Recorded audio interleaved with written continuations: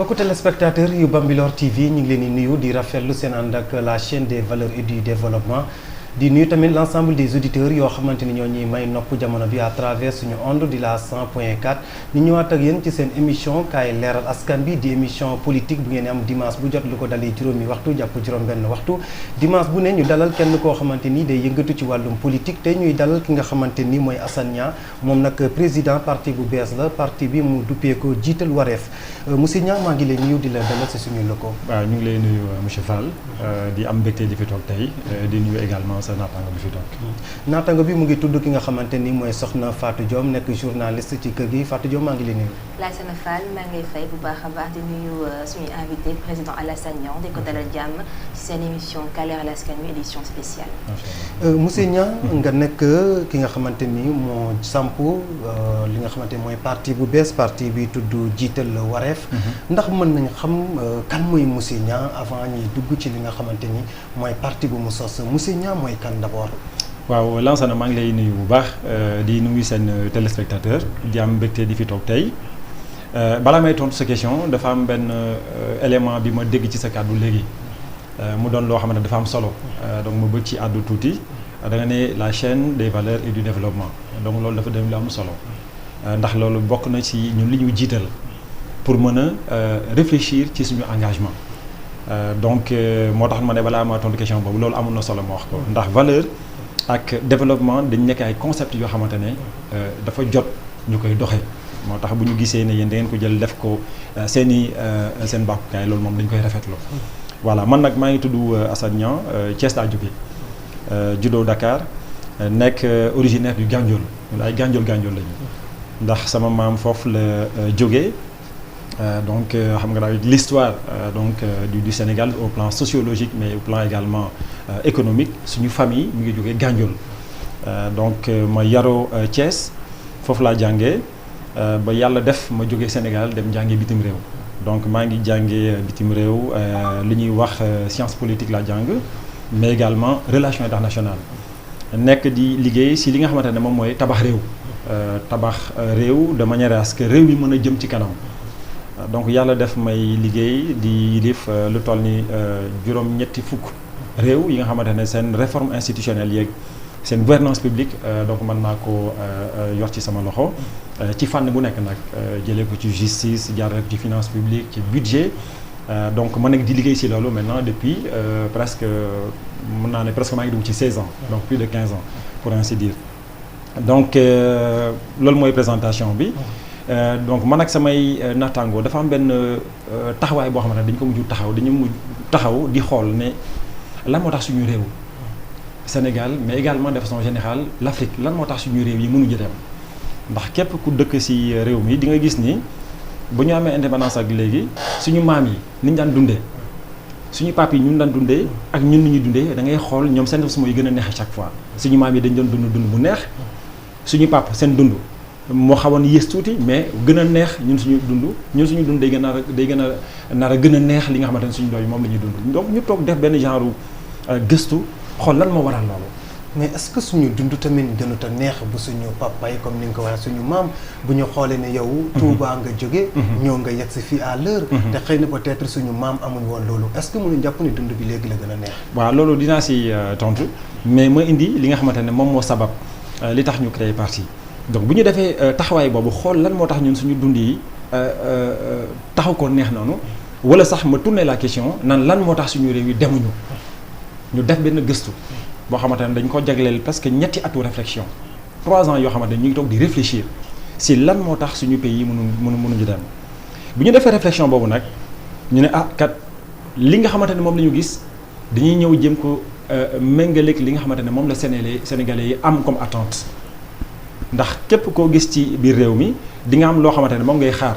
mu jógee ci gouvernement bi wala mu jógee ci état bi jëmale si yow ñu ne kon ñun dañuy jéem a def benn genre synthèse entre li nga xamante ne moom la ñu jàpp muy doon li nga xamante ne moom la ñu gis et li nga xamante ne moom la askan bi soxla en terme de je dirais attente pour ñu mën a xool lan la ñu mën a tabax pour indi benn projet de société bu bees pour réew mi léegi pour tontu li nga wax ni xam nga développement nit yi dañuy juum ci li nga xam ne moom mooy développement donte tali baax na c'est vrai yaa ngi koy rappelé léegi jóge nañ Touba ñëw fii Bambilor en peut-être 2-3 heures de temps boo ko doon méngaleeg suñuy côté waajur peut-être que doon na jël par exemple 6 heures wala 7 heures wala 8 heures wala lu ko ëpp mais développement dafa am loo xam da koy def ci doomu aadama te kenn mënul naatable ne suñu maam yi ni ñu daan dundee li nga xamante ne moom la ñu soxla woon pour dund dafa doon da doon am lu mu doon def ci seen i yaram ak seen i wér-gu-yaram mais loolu tey mënoo ko méngale ak li nga xam ne ñun dañ ko am tey boo xoolee espérance de vie bi suñu maam yi amoon par rapport ak ñun suñu espérance de vie du fait notamment de li ñuy jëfandikoo ci alimentation da ngay gis ni bokkul. donc développement nekkul seulement loo xamante ne day aju ci ay infrastructure li nga xamante ne moom mooy yóbbu doomu aadama ci kanam te ñun en réalité suñu parti bu ñu demee ba teg suñuy réflexion ba xalaat ne fii la ñu war a mën a jëlee Sénégal yóbbu ko fii li ñuy jiital mooy humanisme. kon bu ma dëggee sa wax bu baax li ngay wax ci wàllum ñam bi kon façon dund bu ñuy dund jamono bi ñam yu ñuy lekk baaxuñ non du ma ne ñam yi ñuy lekk baaxul mais li ma bëgg a expliquer mooy période bi nga xamante ne suñu maam yi ci lañ doon dund boo ko méngalee sur le plan de l'alimentation mooy dundin bi nga xool ko tey par exemple da ngay gis ne bokkul parce que dundil boobu jeexital bi mu am ci wér-gu-yaramu askan bi mënul méngoo ak ñun li nga xam ne moom la ñuy jëfandikoo parce que ñun tey dañuy dundee loo xamante ne moomuñu ko foofu ma taxaw def benn jàngat bu sew xam nga suñu réew yi bi leen di tubaab yi di coloniser pharmacie bi ñu njëkk a installé Afrique de l'Ouest Saint-Louis la woon mooy pharmacie bi ñu njëkk a installé en Afrique de l'Ouest bi ko tubaab yi installé dañoo toog diir ci at li ñu jaay matul ñaari junni ñu toog ñu ne ñun kat dañu bëgg a installer l'industrie pharmaceutique en Afrique de l'Ouest waaye comment se fait-il que 1 an d'installation jaay ñu lu mot ñaari junni ñu jël loolu def benn rapport envoyé ko benn scientifique israélien ne ko bëgg a installer benn industrie pharmaceutique biir Afrique waaye dañoo gis ne Saint-Louis lañ ko tàmbalee parce que Saint-Louis moom mooy la capitale de l'Afrique de l'Ouest waaye foofu jaay ñu fa ñaari junni kooku nekk bon léegi li ngeen di def mooy da ngeen may envoyé li Sénégalais yi di dundee bi tubaab bi jëlee suñu habitude alimentaire jëlee échantillon envoyé ko scientifique bi dafa xool dafa ay analyse mu bindaat tubaab yi ne leen ñii bu nekkee li ñuy dundee 150 ans mën nañu ko dund du ñu feebar du ñu am diabète du ñu am dara du ñu soxla dentiste du ñu soxla ophtalmo parce que alimentation bu équilibré la et puis bu baax la donc finalement ci la tubaab yi xam ni bu ñu bëggee installer industrie pharmaceutique kon il faut ñu changer les habitudes alimentaires ci lañ ñëw indi gerte indi ceeb donc ñun en réalité dañoo fa ne ñun ceeb ñoo ko moom mais en réalité ceeb bokkul ci suñu dañ ñu ko indi exactement nga ne ñetti at yéen a ngi nekk di xelaat pour bind li nga xamante ni mooy nu ngeen fas yéene téye réew mi yéen ak ñan yéen a doon nekk di liggéey yaa kan nga àndaloon ñan nga àndaloon di liggéey loolu waaw dama am ay nit yoo xamante ne bi ma demee ba xalaat ne war naa mën a engagé wu pour Sénégal ndax nit ki boo gisee lenn loo xamante ne lu baax la sañ ngaa tàccu xool nooy améliorer loolu mais boo gisee loo xamante ne jëmul kër ñun dañoo gëm suñu diine daf ñu digal ne loo gis ne dafa doon lu safaan da ngay xool noo koy xeexee wala nga xool noo koy dindiwee ci kaddu wala noo koy naqarloo bu nekkee mënuloo si lenn bon ñun nag dañoo jël le choix jóg xeex li nga xamante ne moom mooy le développement du Sénégal parce que gëm nañ ni réew mi am na li nga xamante ne moom la soxla pour mën a asseoir son développement léegi ba ma ci xalaatee ma woo ñenn ñi nga xam ne ay borom xam-xam lañu. ñu dëkk ci réew mi. non ay ci dëkk réew man ñun lépp lu ñuy def parce que ñun dañoo gëm ne jot na lépp lu aju ci développement réew mi ay doomu réew mi taxaw ci. moo tax bi ma demee ba xalaat loolu li ma njëkk def dama woo ay scientifique ay universitaire ay nit yu mel ni ñi nga xamante ne ñoom ngeen gis ci plateau bi nekk ak ñun ci liggéey bi ma woo leen ñu toog waxtaan. ma ne leen lii kat man laa bëgg a def mooy indi benn projet de société bu bees pour réew mi te nii ak nii ak nii laa ko bëgg a defee te suñ koy def tamit dama bëgg mu doon loo xamante ne ñun ñoo koy xalaatal suñu bopp indi benn solution boo xamante ne moom mooy mën a jàppale Sénégalais yi de façon définitive seen question de développement ñu toog waxtaan ci nag ku ci ne wax dëgg yàlla indi li nga xamante ne moom mooy contribution mu doon waxtaan bu yaatu doon xalaat bu yaatu et ku ci nekk bi mu ci indee xalaatam loolu jur na loo xamante ne njëriñ la parce que maa ngi wax sànq ne lépp loo xamante ne ñun soxla nañ ko pour asseoir suñu développement mi ngi ci biir réew mi mais li tax mënuñu asseoir développement boobu dañoo manqué li nga xam ne moom mooy valeur ak li nga xam ne moom mooy ay principe ndax booy conduire lenn wala booy doxal lenn ci àdduna bu ci principe jiituwul rek kon doo xam noo koy mën a doxalee mais boo tegee principe en avant naan lii dama koy doxal sur la base de principe day tax nga mën ko teg ci yoon donc c'est sur la base de ces principes que la ñu woo ay doomu réew mi waxtaan ak ñoom ne leen bëgg nañ ngeen ñëw ngeen ànd ak ñun ci projet de société bi ñu bëgg a mettre en place te projet de société boobu comme ni mu ko waxee sànq humanisme moo koy lal maanaam doomu aadama moom mooy jiitu ci lépp lu ñuy def ci xalaat bi ci conception idée bi mais également ci mise en œuvre de cette idée donc loolu. waxtaan bi ñu ci ànd ak ki nga xamante ni mooy soxna Fatou Diome Fatou. maa ngi leen nuyu bu baax a baax moom président Alassane Niang jiite li nga xam ne moo di jiital Warrington Party léegi say kàddu àdduna ci li nga xam ne moo di investir ci capital humain daanaka daal sa càmbar moo di tey ji bu ñu bëggee Sénégal daal di am li nga xam ne moo di développement faa ñu jiital lu jëm ci wàllum capital humain boobu noonu naka nga daal di càmbaree mbir mi ci dugal askan wi ci liggéey bi ci anam bi nga xam ne dañuy investir ci ñoom mu am retour sur investissement. waaw xam nga sa question am na solo loolu macha allah ñu ngi lay gërëm. xam nga capital humain yàlla suñu borom daf ñu yàgg defal sutura ñu koy am parce que boo leen jëlee secteur boo mën a jël ci àdduna bi tey quel que soit le domaine de compétence Sénégal boo xoolee da ngay gis dañ ciy nekk di ci def ay jéego yu am solo moo xam biir réew bi la moo xam bitim réew la mais kon lan moo tax suñu réew yi mënu dem bu nekkee am nañu ay doom yoo xamante ne am nañu compétence yu ñu soxla valeurs yi ma doon wax sànq noonu moom mooy le problème principal de ce pays. parce que xam nga yow tey valeur moom mooy tax yow ñu ekkati wala ak principe moom mooy tax tey ñu ekkati budget de 500 milliards ne la Lassana Fall yow kii dañ la ko jagleel ngir askan bi 500 milliards boobu ay valeur ak principe mooy tax yow nga bañ ko jaawale ak sa compte donc en réalité problème bi ajuwul ci investissement capital humain donte dinaa d'accord yow sur le fait que war nañu tàggat xale yi ci yenn aspect parce que àdduna bi dafa nekk di évoluer donc à mesure que ñuy avancer ci àdduna bi dafa am yenn xam-xam yoo xamante ne il faut ñu koy jëfandikoo pour mën a yokk li nga xamante ne moom mooy koom-koomu réew mi ak yokkuteem mais dafa am loo xamante ne tant que bàyyi ñu ci xel muy valeur ak ay principe quel que soit le niveau de compétence bi nga xam ne war nañ ko mën a am mën nañ bañ a dem. ci sa xalaat dagguma la naka lañ war a mën a gestionner ci li nga xam ne moo di tàggat ndaw ñi ci ñu am principe ak valeur yooyu donte xalaat nga ne mooy tax li nga xam ne moo di développement mën a nekk lu jëm ci wàllu travail du terrain naka la ñu war a def ba ñi nga xam ne ñoo di agent humain yi nekk fii ci réew Sénégal ñu tàggat leen ci valeur ba mu feeñ ci li nga xam ne moo jëm ci wàllu gestionner koppar ngir daal di mën a am émergence waaye itam développement. waaw xam nga gis nga soo bëggee jàpp doomu aadama teg ko ci yoon ñaari fànn nga am mooy da nga koy tàggat ci xam-xam mu xam ne lii moom mooy wareefam kooku mooy benn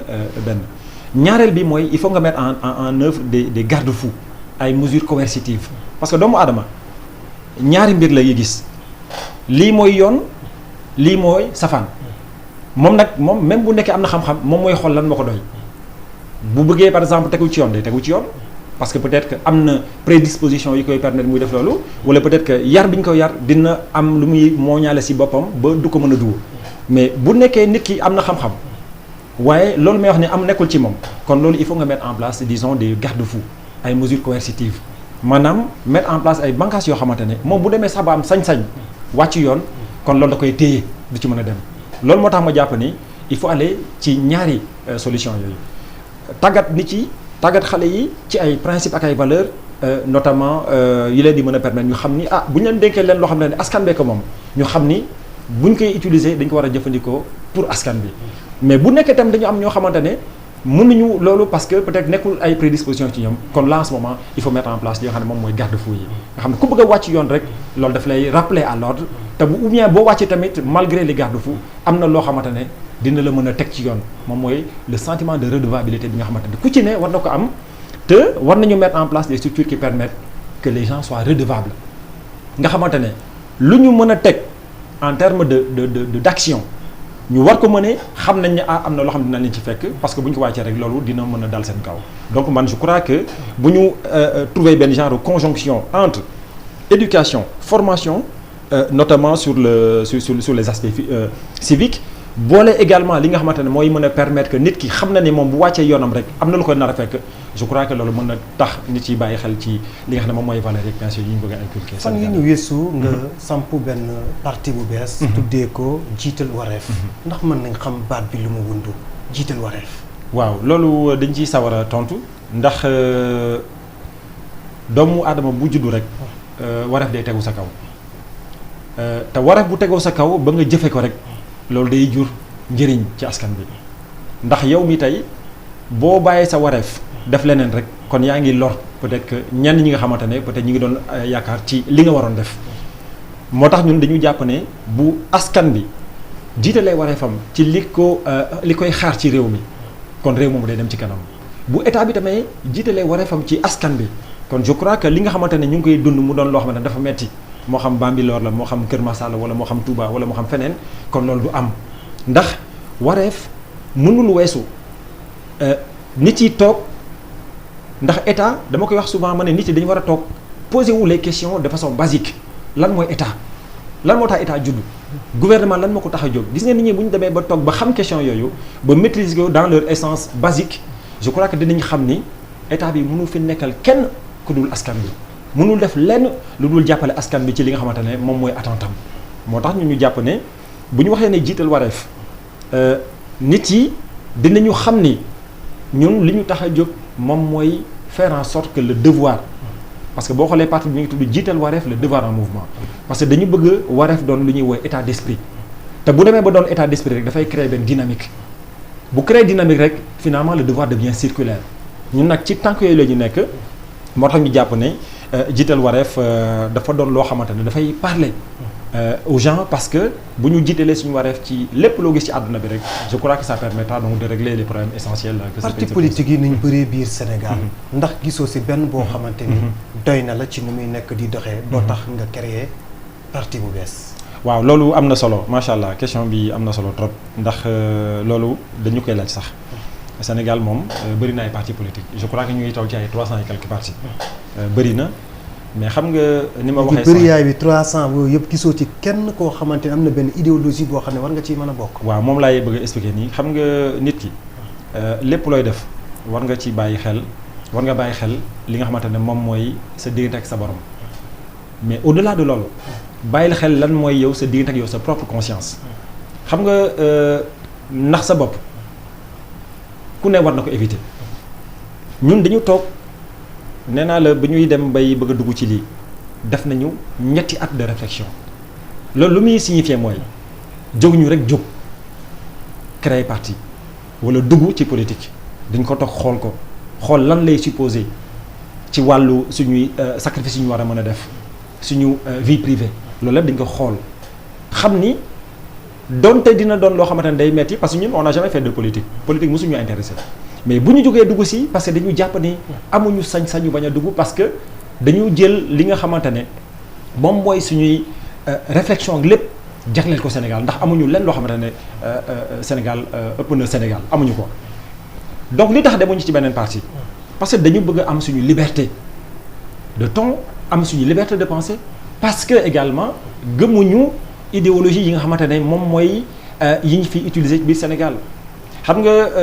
courant yi ñuy utiliser au Sénégal c'est des courants yoo xamante ne mën nañ jàpp ne baax na du ñu taxaw naan dañu bon wala quoi que ce soit mais ñun dañu jàpp ne il faut que de la même manière que ñu ngi xalaat ci projet de société bu bees boo xam ne moom mooy indi Sénégal fi mu war a nekk ci wàllu koom-koom ak wàllu yokkute dañu gëm ni dañu war a indi idéologie boo xamante ne day adapté ci contexte Sénégal ak réalité Sénégal moo tax ñu jàpp ne Sénégal am bëri na ay partis politiques yoo xamante ne seen idéologie wala seen doxalin wala affaire mel noonu mën na doon loo xam ne dina cadrer un petit peu ak suñu vision mais ñun ambition bi nga xam ne moom la ñu jox suñu projet de société référentiel des valeurs bi nga xam ne moom la ñu bind pour mu baliser ko amul benn parti politique bu ko fi am Sénégal bu ma wax loolu pour di jaay suñu bopp mais gisuma fi benn parti politique boo xamante ne yaa ngi dox sur la base d'un référentiel des valeurs ñun nag toog nañu presque at di bind référentiel des valeurs ndax wax naa sànq ne bu nekkee xam-xam la am nañ ko su nekkee ressource la suñu borom moom je crois que wàccoon ak suñu réew mais donc quel est le problème lan mooy tax mënuñu dem moo tax ñun bu ñu demee ba def ba ñu circonscrire finalement toutes les politiques publiques du Sénégal depuis 1958 li ñu njëkk bind mooy référentiel des valeurs loolu day mel ni benn genre kaamil boo xamante ne moom mooy doxal li nga xamante ne mooy sa projet de société ku nar a wàcc liggéeyam wala ku nar a wàcc yoonam rek référentiel bi moo leen ne attention nii lañ koy doxalee te yàlla bu demee ba bis bu ñu yàlla mayee ñu mën a incarner projet boobu référentiel des valeurs boobu day ànd ak ñun di baliser li nga xam ne moom mooy suñu liggéey di baliser li nga xamante ne moom mooy suñu kon daal ci biir say kàddu li nga xam ne moo di gestion étatique dañ ko jël mettre ko en corrélation ak projet de société bi nga xam ne dañuy tàggat nit ñi ci ñu am valeur maanaam ñu mën a servir le pays tout en ayant des principes et des convictions ci càmbar noonu lay demee absolument loolu la ñuy def sax parce que xam nga comme ni ma ko waxee sànq su nekkee liggéey kese la je crois que dëkk bi am na loo xamante ne mën na ko utiliser pour di mën a avancer ci liggéeyam mais référentiel des valeurs bi nekkul juste benn genre document boo xam ne dafay lister ay valeurs dafa di loo xamante ne c'est un principe référentiel des valeurs dañ ko ériger et puis dañ ko def benn genre document bu dynamique nga xam c'est un document vivant nga xamante ne à mesure que ñuy avancer document bi day dundaale ak projet bi léegi document boobu moom mooy dafa mel ni tey yow nga ne da ngay tabax kër boo dem bay tabax kër li ngay njëkk def mooy ut terrain soo utee terrain après nga def sa fondation ñun suñu référentiel des valeurs nag moom mooy fondation bi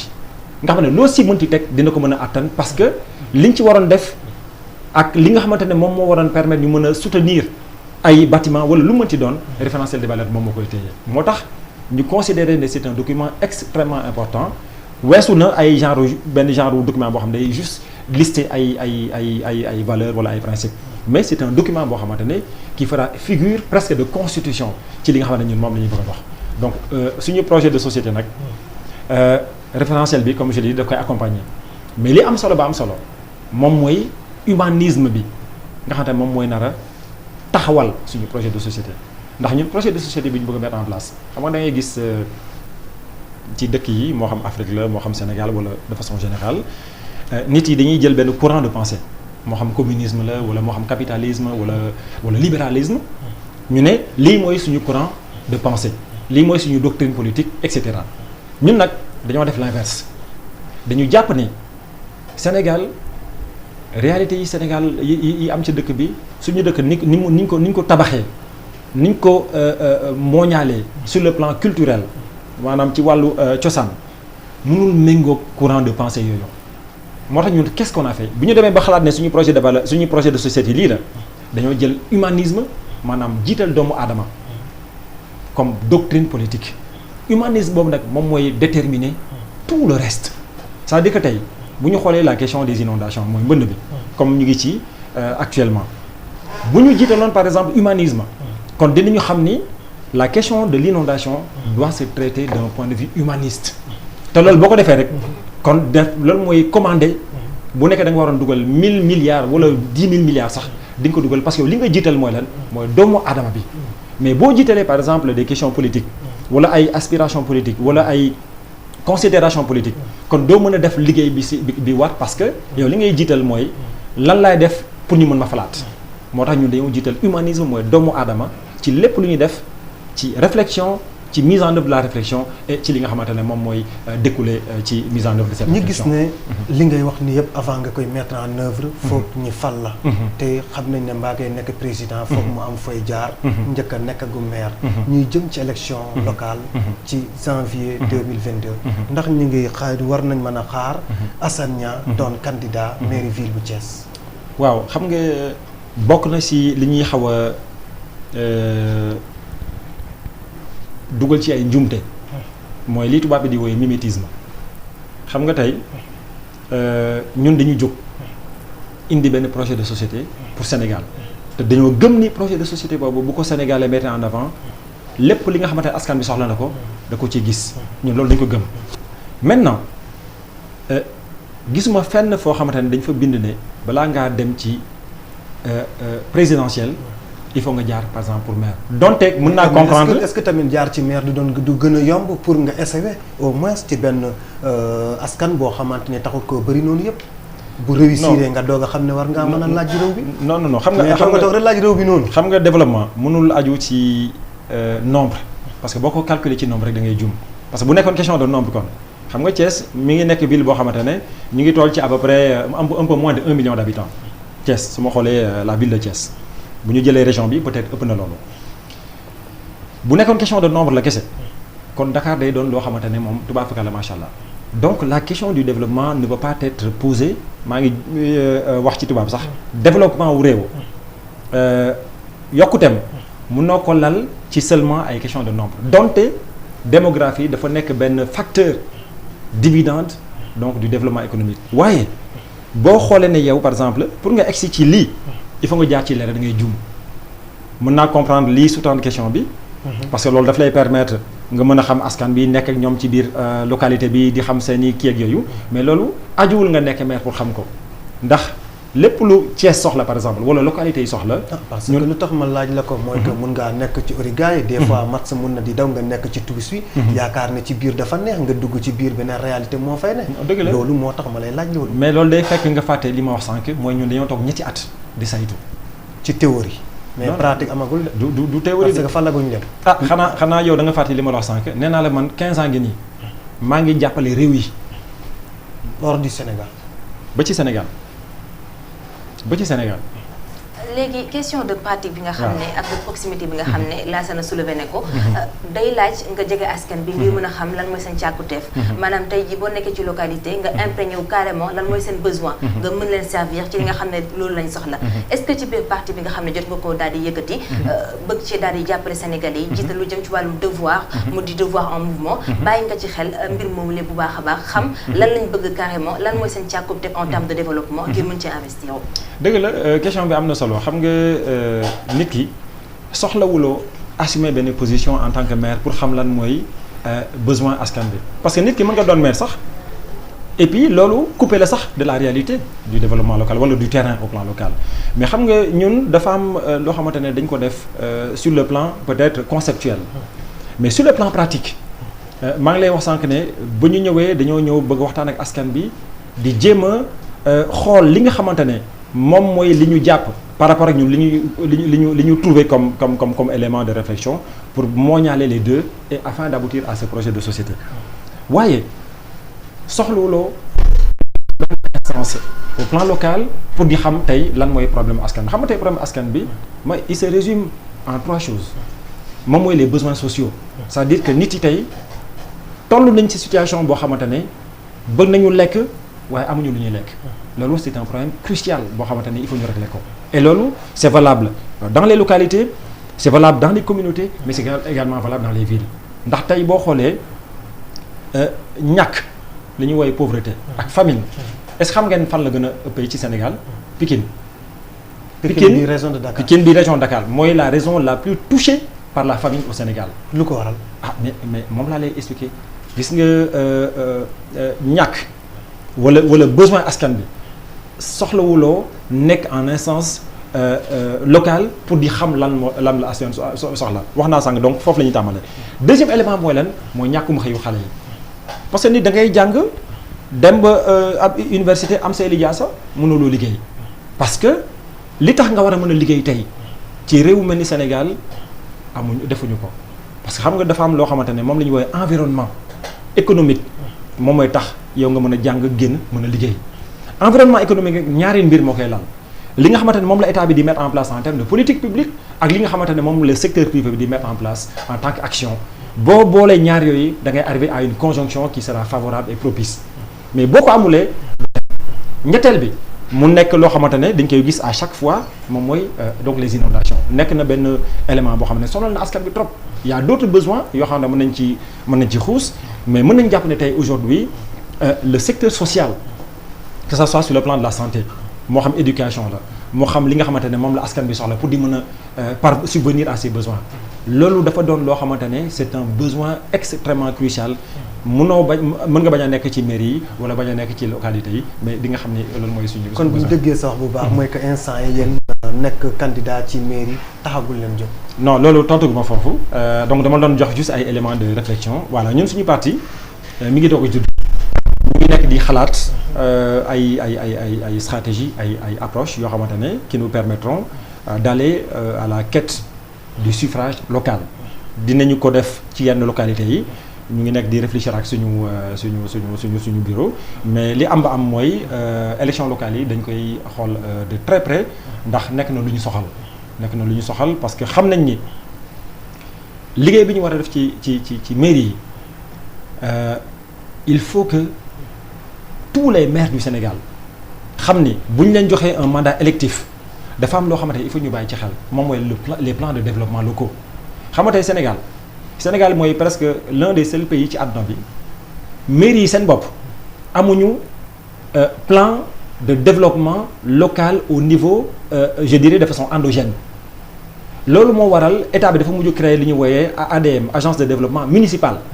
parce que jàpp nañ ne compétence yi ñu soxla ci biir mairie yi amuñu ko mais loolu aveu de faiblesse boobu mënatuñ continuer di ko accepter mënatuñ ko accepter les mairies au Sénégal bu weesoo peut-être quelques rares mairies comme peut-être Dakar mais mairies yi amuñu plan de développement local xam nga lu tax amuñu ko c'est parce que amuñu compétence bi parce que ils n'ont pas les ressources amuñu ressources yu leen di mën a permettre ñu toog di xalaat naan voilà maintenant man sama plan de développement local sur 5 ans loolu moo waral léegi état bi mooy naan bon léegi je mets en place une agence de développement local yow mii nga xamante ne yow sa mairie soxla nga benn étude wala soxla nga loo xam ne ku lay defaral sa plan de développement da ngay jaar ci agence bi yow nga jaar ci agence bi agence daf leen naan mais xaaral kat parce que kii jaaroon na fi kii jaar fi donc da ngay xaar mais ban dëkk moo mën a fonctionner dans ces conditions. maanaam daal tey jii ñi nga xam ne ñoo yor compétence transférée yi. dafa am benn sorte de dépendance bi nga xam ne am nañ ko ci ñi nga xam ne ñoo leen war a càmbar ay kayit yi tax seen gox mën a dox. absolument te war na am ci li nga xam ne moo di au sein. li nga xam ne moo di municipalité yi. ñi nga xam ne ñoo war a anticiper ci lu jëm ci wàllu vision mairie am lu jëm ci wàllu développement bi nga xam ne comme ni nga ko waxee endogène la. naka la ñu war a doxalee ci li nga xam ne moo di municipalité ci tànn. ba ci li nga xam ne moo di les hommes qu'il faut à la place qu'il faut. ba mën a xam naka la ñuy def ba li nga xam ne moo di développement endogène mën a am le bas qui blesse c'est où selon votre avis. xam nga le bas là où le bas blesse mooy on a dañu yàgg pratiquer ce qu'on appelle le clientélisme parce que mairie yi dañuy ñëw am na yenn mairie yoo xamante ne il faut le reconnaître ñoom ñu ngi góorgóorlu ñu ngi def ay jéego de ce point de vue mais la plupart des mairies da ngay ñëw ñu fal la maire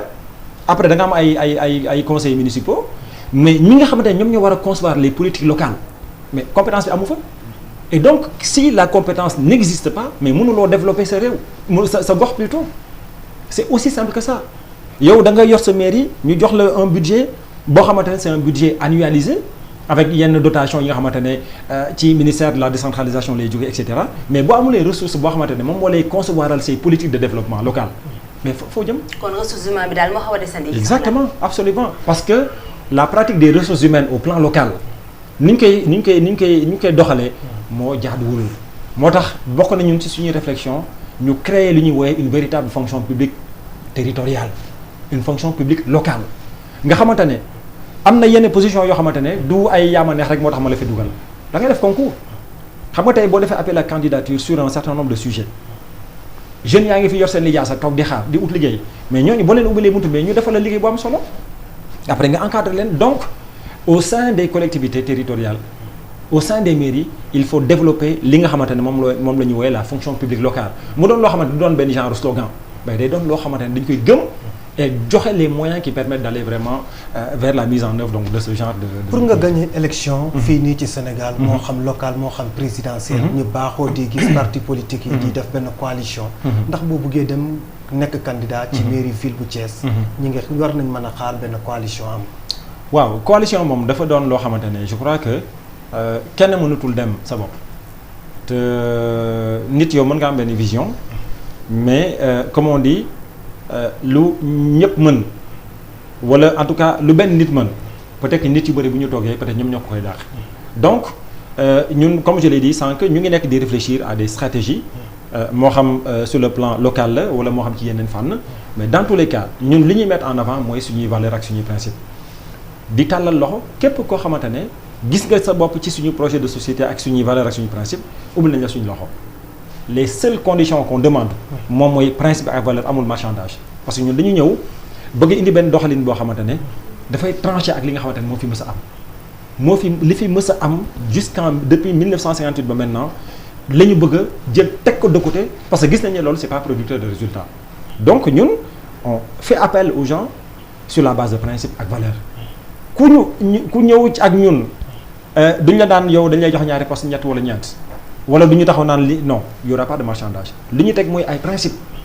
yooyu nag bu ko nit ñi accepté bu jaree sax ñu jox leen poste yëpp sax ñun loolu c'est pas un problème pour ñun mais li ñuy mettre en avant mooy ay valeurs ak ay principe donc loolu ngay wax noonu nekk na loo xamante ne ñu ngi ciy xalaat bu baax a baax. kon nangu ngeen ni dem coalition mais à condition que ñuy ñëw topp yéen seen bëgg-bëgg. non pas suñu bëgg-bëgg xam nga. boo bëgg-bëgg. non seen parti. non du bëgg-bëgg sax xam nga li ma wax sànq dama ne ñun dañoo teg benn projet de société boo xamante ne qui est mûrement réfléchi dépourvu de toute démagogie. bëggee ko noonu. non du ko bëggee ko noonu xëy na keneen mun na ko ñàkk bëggee noonu. ah non ou bien ñàkk ko gisee noonu bu la neex. projet de société boobu de gëm naa ni boo ko liiree. yow foo mënti far di nga naan ah non sëñ bi man daal fi ma nekkoon daal mu fay jógee ñëw ci yéen parce que xel moo koy nangu. xel mooy nangu loolu donc ku ñëw ñun dañ koy ne ñun fii lañ bëgg a jëm xam nga kaay ma ànd ak yow day supposer que ngeen bokk fi ngeen di jëm man su ma la wooyee ci leen mais boo ci gisul sa bopp tu n'es pas obligé de me rejoindre tout comme ñun nit yi woon nañ ñu am na ay partis politiques yoo xamante ne contacté nañ ñu bëgg a toog waxtaan ak ñun parce que dégg nañu li ñuy prôné dégg nañu li nga xam ne moom la ñu bëgg a def woon nañ ñu ñun la leen bon nous allons essayer de trouver les moyens de bâtir benn genre plateforme de discussion à partir de laquelle ñu xool lan la ñu war a mën a def ensemble nit ñi wooyee ñun noonu la ñuy wooyee nit ñi mais il n'est pas dit que ñun dañu am benn posture boo xamante ne dañuy nekk di woote kese ñun dañu ubbi suñu parti ñëpp lañ ko ubbeel ñi nga xam ne dinañu rejoindre en tant que militant wala sympathisant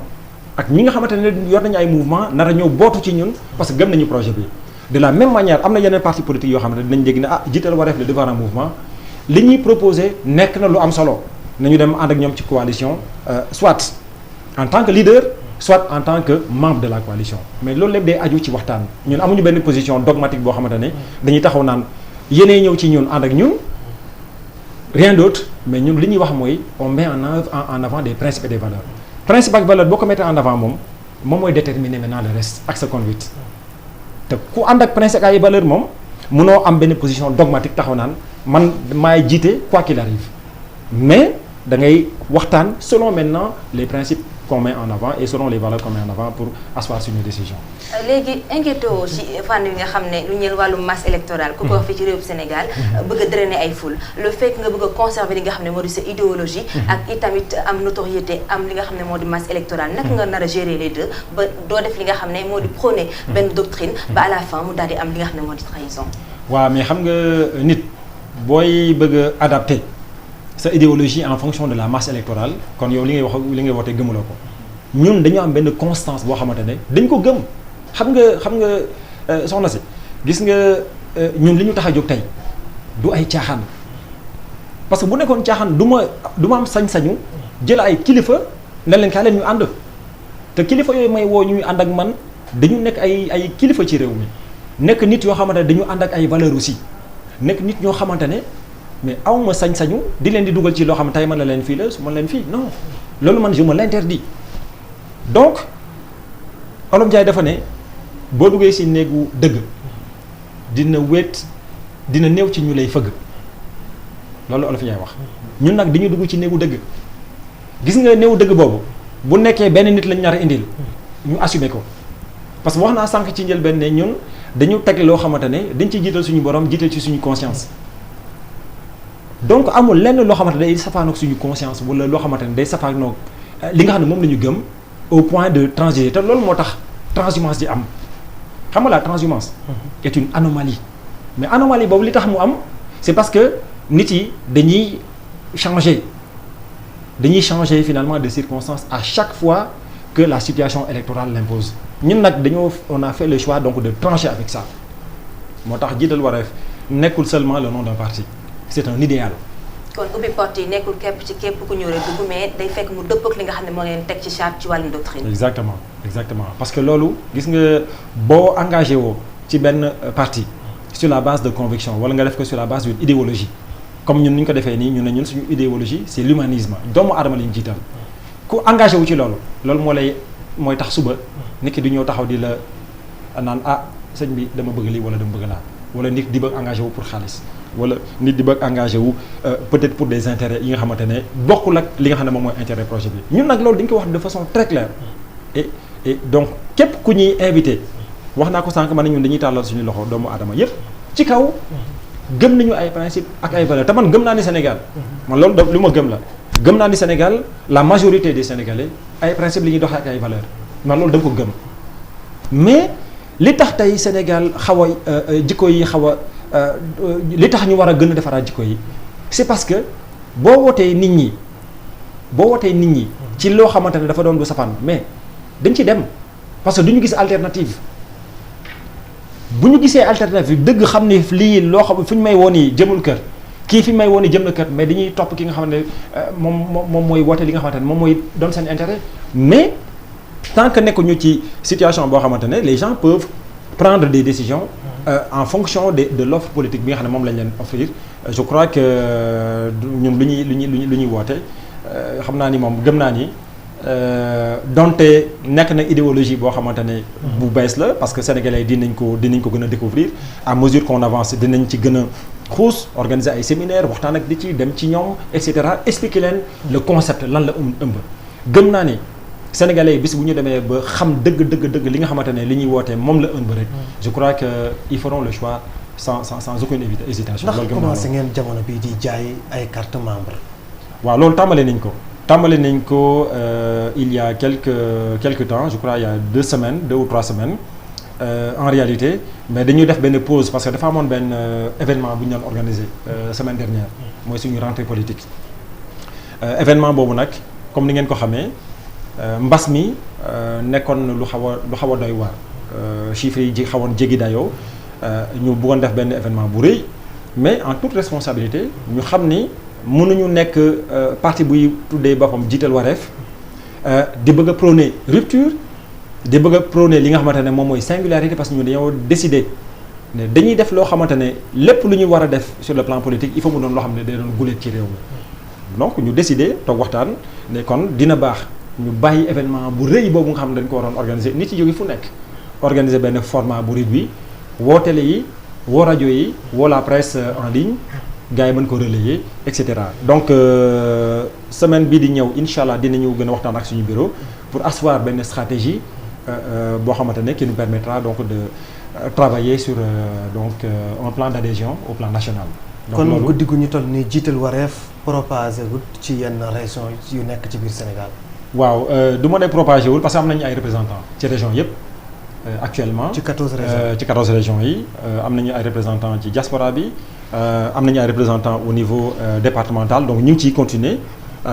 di travailler aussi sur les représentants au niveau des arrondissements après aussi au niveau des communes après wàcc nag ci quartiers yi donc dafa nekk benn liggéey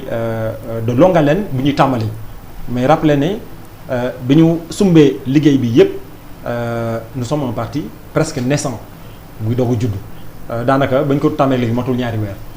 te parti bi mi ngi def ay jéego yoo xamante ne donc je crois que incha allah bu ñu demee ba finaliser suñu stratégie pour gérer adhésion bi au plan national dañuy mën a commencer donc l'écoulement des cartes de membres donc voilà dans toutes les communes du Sénégal incha allah. ci wàllu adhésion li nga xam ne moo di carte yi saytu nañ ne ñu ne ci état bi en général. daal di gestionner jeunes yi. surtout ak sous-emploi bi dañ leen di soxla ci li nga xam ne moo di liggéey yi maanaam table de concertation yi. ngir gën a càmbar naka la ñuy daal di tegee lu ñëw ci wàllum plan de développement. est-ce que tey jii ci anam yi nga xam ne ngeen di recruter seen i éléments yaa ngi ciy bàyyi xel bu baax a baax. apport jeunes yi. ci li ñu war a nekkee ci li nga xam ne moo di élaboration ngir ngeen mën a xam seen besoin. waaw xam nga ñun dañu toog di bind suñu projet de société en tenant compte de l'ensemble des secteurs lépp lu gàllankoor développement Sénégal dañ ko xalaat te wax naa sànq ne développement Sénégal li ko gàllankoor bokk na ci l'emploi des jeunes xam nga tey jeunesse soo ko bëggee jox emploi soo bëggee régler xëyum xale yi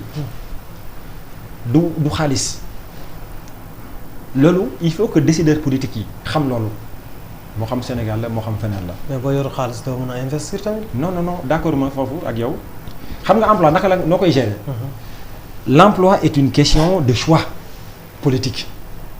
dama lay jox ay exemples yu concrets comme ça nga comprendre xam nga tey boo jëlee su ma jëlee le secteur pétrolier boo xoolee dëkk yi nekk Afrique moo xam Nigéria moo xam Angola ñoom xaalis bi ñuy tiré ci pétrole mooy li ñuy exporter la plupart des pays en Afrique seen pétrole dañu koy exporter te pétrole mi ngi permettre 38 corps de métier c'est-à-dire que mën nga avec le pétrole mën nga développer 38 industries yu bokkul donc yow boo defee le choix ne bon man sama pétrole au lieu ma koy exporter à 100% dinaa exporter 50% yi li si des dama koy transformer peut-être pas pour am les 38 industries mais mën nga ne damay exporter sama pétrole ma jëm a créer 10 industries yi nga xamante ne moo xam peinture la moo xam l'industrie du plastique la et cetera ba ci tuyau PVC yi lépp lu aju ci plastique de façon générale nga xam ne constitution bi plastique la ci dérivé pétrole lay jógee bon yow léegi boo jógee nga ne bon léegi man je fais le choix de transformer une partie de mes ressources lan lay induire comme situation day tax xam nga boo jógee ne da ngay transformer il faut nga am xam-xam di nga soxla ay compétences donc compétence boobu comme soxla nga ko 2 solutions nga am soit nga dem jëli ay nit ñu ngi ci biti ne leen ñun amuñu compétence yi donc ñëw leen ngeen jàppale ma mën a def industrie bi loolu c'est une option qu'il faut considérer mais li ci gën a am solo mooy yow da ngay obligé nga adapter sa formation ak sa enseignement supérieur en fonction du choix que tu as fait loolu mooy benn bi ñaareel bi mooy yow da ngay créer li ñu wooyee de la valeur ajoutée te ku wax valeur ajoutée yaa ngi wax plus-value fi nga waroon am par exemple 500 000 francs au lieu nga am fa 500 000 francs di nga fa am peut-être 5 millions parce que da nga def un choix boo xamante ne où c'est la plus-value qui est mise en avant gis nga nag loolu mooy permettre sax nga asseoir sa politique de développement notamment sur le plan des infrastructures donc au lieu nga toog naan damay def fi benn autoroute loolu dootu ko xalaat ce choix politique sur le plan notamment industriel moom mooy déterminer tout le reste donc ci ngay gis ni en réalité la politique de l'emploi da nga koy régler en faisant des choix courageux choix yooyu nag moom mooy déterminer maintenant chacune donc des politiques yi nga xam ne moom nga war a def que ça soit sur le plan de l'emploi sur le plan de la formation sur le plan de l'enseignement technique sur le plan de l'enseignement scientifique sur le plan même du développement des infrastructures et cetera loolu moom mooy li nga xamante ne mooy ñun li ñu bëgg a doxal te loolu boo ko defee da ngay gis résultat bi parce que celui qui crée une industrie crée également un écosystème de services soo amee écosystème de services da nga am li ñu woowee écosystème de logistique mais loolu ñaata emploi ngay créer boo ko defee ba pare nga xalaat maintenant comment traduire tout ceci dans le cadre d'un plan qui te permet d'aborder cette politique en termes de chaîne de valeur tant au plan national que régional que global et je vais aller même plus loin xam nga li ma bëgg tey mooy bu ñu créer par exemple benn industrie du fait du choix politique qu'on a fait de transformer nos ressources def benn chaîne de valeur globale boo xamante ne yow da ngay spécialiser non pas par exemple toute la production mais certains segments de la production de sorte que adduna bi yëpp comme mënti soxla li muy xalaat day ne non loolu Sénégal lañu koy wute parce que c'est les seuls spécialistes ci adduna bi. xanaa kon boo ñëwee da ngay changer li nga xamante ni mooy formation bu ñu nekk di former ndaw yi jamono bi ci école yi. non xam nga formation bi am suñu école te xam nga tey bu ñuy waxante dëgg. ñun ñëpp gis nañ ni la question par exemple de l'éducation nationale la question de la formation loolu du caaxaan c'est-à-dire qu'il faut leur donner des moyens. formation bi baaxul. non du ma ne baaxul dama ne.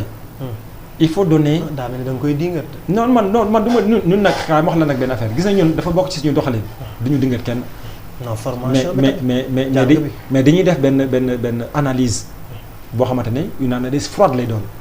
xam nga yow tey bu nekkee réew mi formation bi ak njàng bi bu nekkee mi ngi dox yow xam nga ko bu nekkee doxul xam nga ko mais li am ba am mooy man dama jàpp ne.